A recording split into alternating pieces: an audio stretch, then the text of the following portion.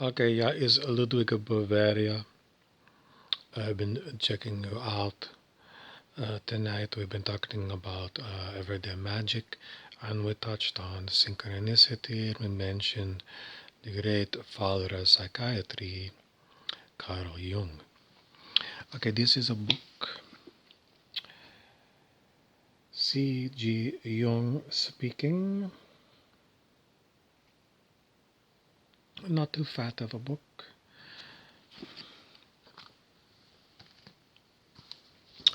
I used to look at this book, and I think I opened it one time, and I went, "Oh my God, this book is too hard for me." And then I haven't looked at it since. I just sat there. I don't know why. It was just a frame of mind I was in, and I picked it up and I couldn't figure it out. It was just, this is too hard. But I already had it bookmarked here, and I opened there, and I could read it. The problem is that I'm on a rush to make these videos. I wish I could have time to read this whole book and give you a whole book report. But generally speaking, I don't have time to read this book. Why? Because whatever is running me doesn't want me to spend, I don't know, maybe 2 days reading this book. In the olden days when I was young, I could get through this book in no time at all. But I can't these days because I'm too busy making videos for you. So anyway, I'm going back to our German consultant, King Ludwig of Bavaria. Yeah, I'm King Ludwig. Anyway, he's not quite ready to come back. What else do I want to talk to you about? This book is called The User Illusion by a journalist named Tor Nordstranders. Nordstranders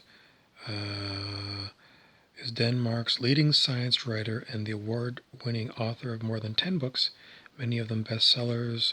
He's hosted TV programs in science, lives north of Copenhagen.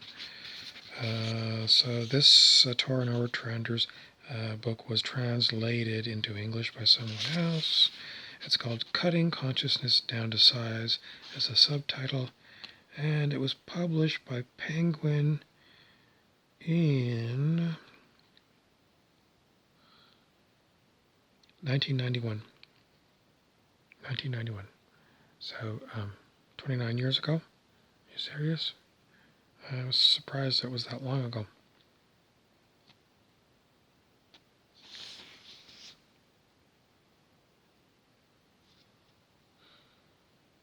Okay, well, I've got some things to tell you about this book. But basically, in this book, Nordstranders says that decisions are made for a human before the human is conscious of the decision. Right? He didn't do it. He's a science writer, but he was talking about the research of a university professor, Benjamin Libet, and that's what he goes on to describe here in this book. Before the decision is known to you, it's been made already. So in essence, if this is correct, you're not making decisions. Some other part of your brain that you're not conscious of is making the decisions. That's nuts. I mean, that completely cracks open. I mean, how can you be guilty of something you've done if your conscious mind is not making the decisions about what you're doing? You're going to convict your subconscious mind or unconscious mind of whatever you've done in the court of law? Well, if this information is true, then we have to reevaluate. I think we still have to reevaluate. But since this time when I've done other computer lookups of criticism of Professor Benjamin Libet, some other people who say they're scientists say they dispute that information. So that's the typical problem with scientists, is they can't agree. You thought they all agreed? Sometimes one group gets totally suppressed.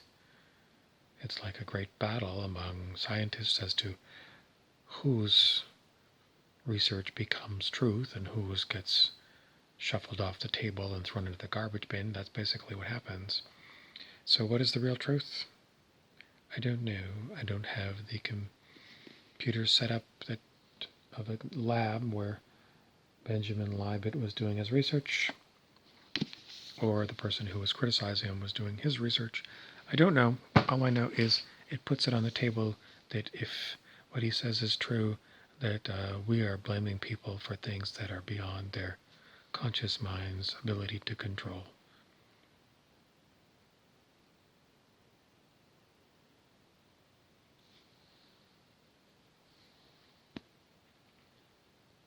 Put that in your pipe and smoke it.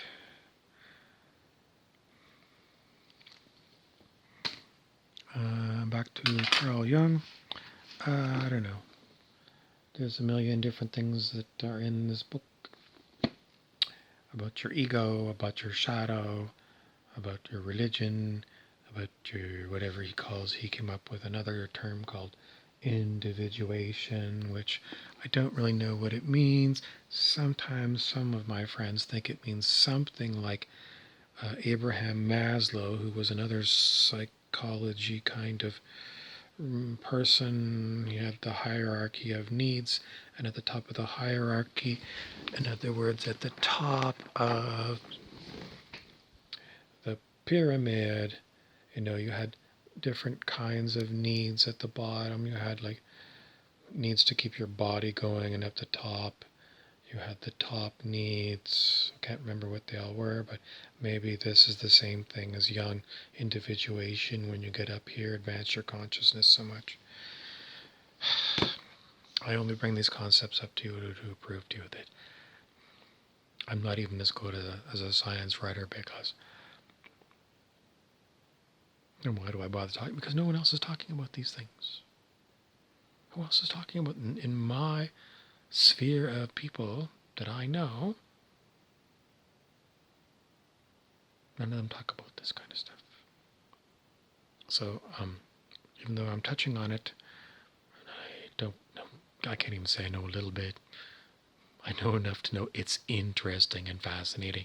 And I look around at all the other humans in my circle and I go, these people are the walking dead, because they're not even interested in really amazing stuff. Why is it? I don't know. I don't know what makes people zombies. But, if you're expecting the zombie apocalypse, it's already here. And it's all the people that are wandering around. In your life, they're zombies. And, try and get them interested in something. No, I don't want to hear about it. Don't talk to me. Go away. You keep talking to me about this, and I'm going to get very, very angry. And I'm going to, I don't know. I'm going to start throwing eggs at you or something. And that's what I find. So if you're watching this and finding it interesting, know that you're not alone, but know that you're in a very small minority, because most of the people on the planet are flippin' stupid.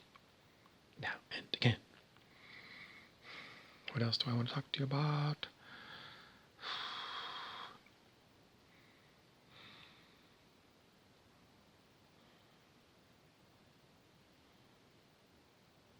I have a small library down here in my basement.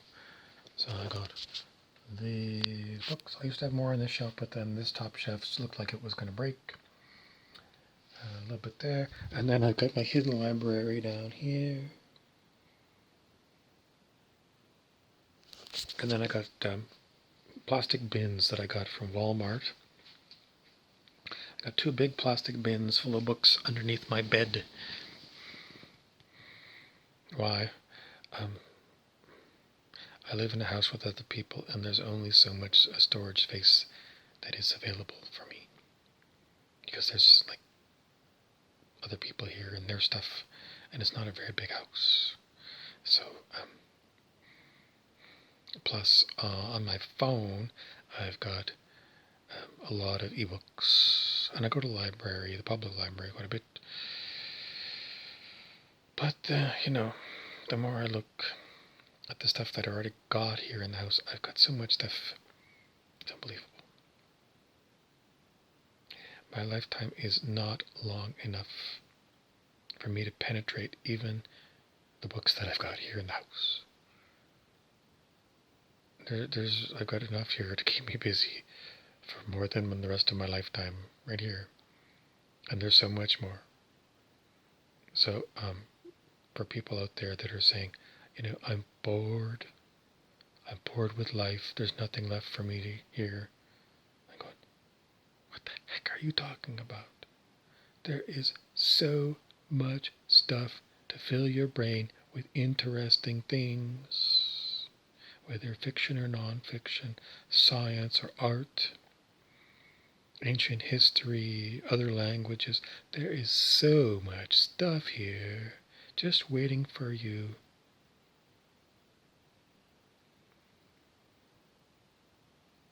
Plus watching old movies, new movies. The sad thing is, pretty much all of us have got jobs that are mundane jobs, What do I mean by mundane? Like people who have to work as cashiers, people who are selling you cell phones, people who are accountants, people who work in the drugstore, even the doctors.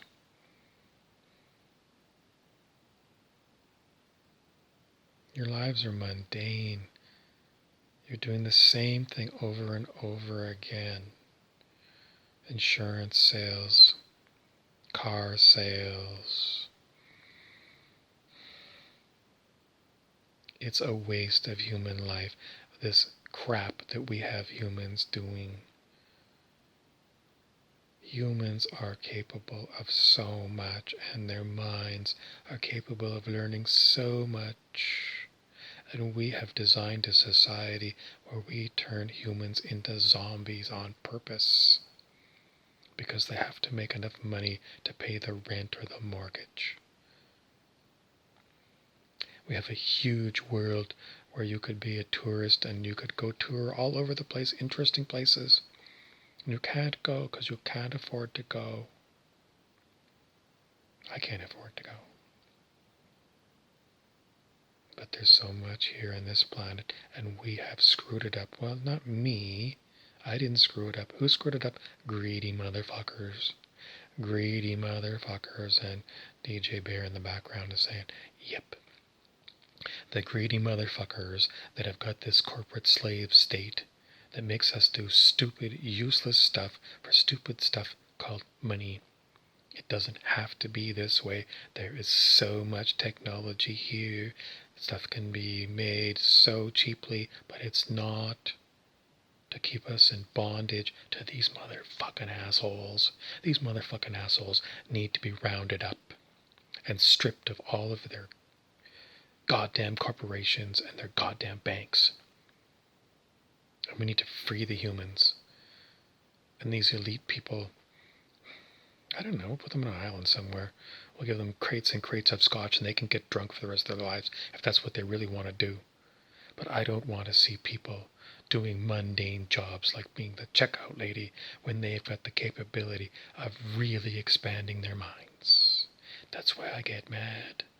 More than anything, I get mad at capitalist corporatists and banksters and all the rest of you that are brainwashed into believing that this is the best that we can do. That's all I got for you. Please subscribe and protest the way we are treated on planet Earth and demand change and capitalism and money. Free our minds and free our world. Let humans thrive.